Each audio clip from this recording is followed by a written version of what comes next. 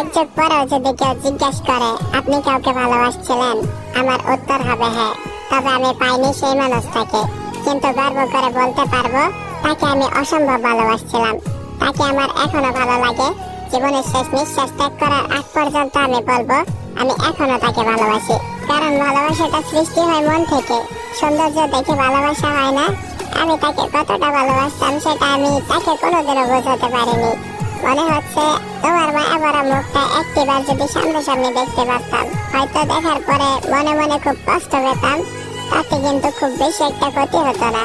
শুধু মনের গভীরে জমে থাকা সব কথাগুলো চোখ দিয়ে বলে দিতাম তুমি সেই মানুষ যে কখনো পুরোপুরি আমার ছিলে না, তবুও আমার সমস্তটা তুমি নিয়ে গেছো।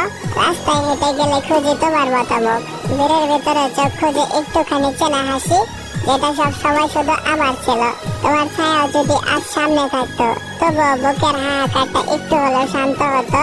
তুমি আমাকে ভুলে গেছো ঠিকই, কিন্তু আমি তো বলিনি। তোমার নামটা এখনো আমার নিঃশ্বাসে জড়িয়ে আছে। তুমি ফিরবে না আমি জানি, তবুও প্রতিটা সন্ধ্যায় মনে হয় হয়তো এইবার তুমি ফিরবে, কিন্তু তুমি আর আমার কাছে ফিরে আসো না। আমি জানি তুমি আর ফিরবে না, তারপরও আমার মনটা আশাবাদী। এখনো তোমার জন্য অপেক্ষা করে আমার মন। মনে হয় হয়তো তুমি ফিরবে, হয়তো তোমার মনের কোনো না কোনো এক কোণে আমার জন্য ভালোবাসাটা এখনো রয়ে গেছে। হয়তো তুমি আমার জন্য আবারও ফিরবে, আবারও আমাকে আগের মতোই ভালোবাসবে। কিন্তু কেন আমার মন বুঝছে না তুমি যে আর ফিরবে না, এটা আমি মনটারে বুঝাইতেই পারি না।